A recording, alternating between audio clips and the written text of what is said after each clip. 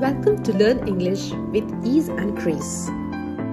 Welcome to today's session on a powerful tool in the English language, inversion with negative adverbials.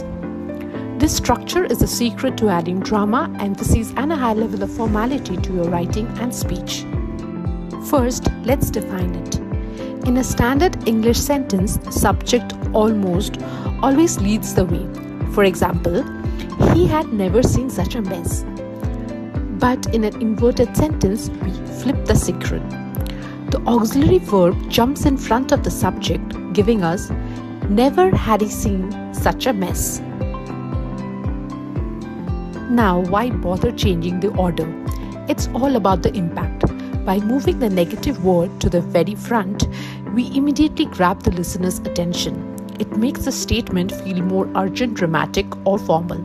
You will see this often in great literature, poetical speeches, and even academic essays.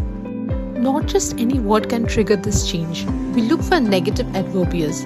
These include frequency words like never, seldom, or rarely, time markers like no sooner, and restrictive phrases like under no circumstances.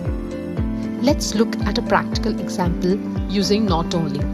If we take two simple facts, he wore mismatched socks and he forgot to brush his teeth, we can combine both of them for maximum effect. Instead of a flat delivery, we say, not only did he wear mismatched socks, and then we can continue. Notice how the auxiliary did moves in front of the subject he.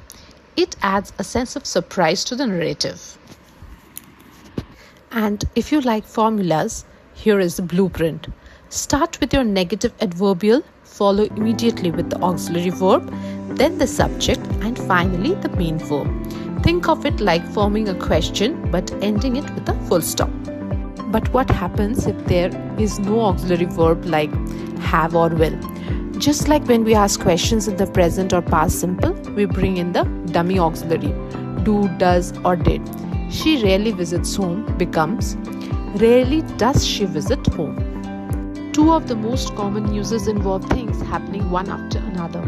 You can use hardly paired with when or no sooner paired with than. Both require inversions. No sooner had I arrived than the phone rang.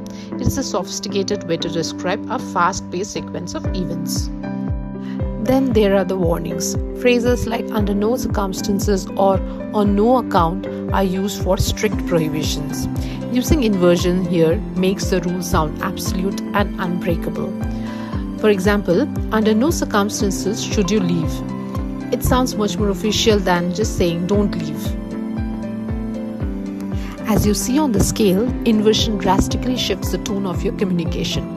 While a standard sentence is fine for a text message, an inverted sentence signals that you are operating at a high level of English proficiency, ideal for business reports or even formal presentations. Now it's your turn. Try to rewrite the sentences using the rules that we just discussed.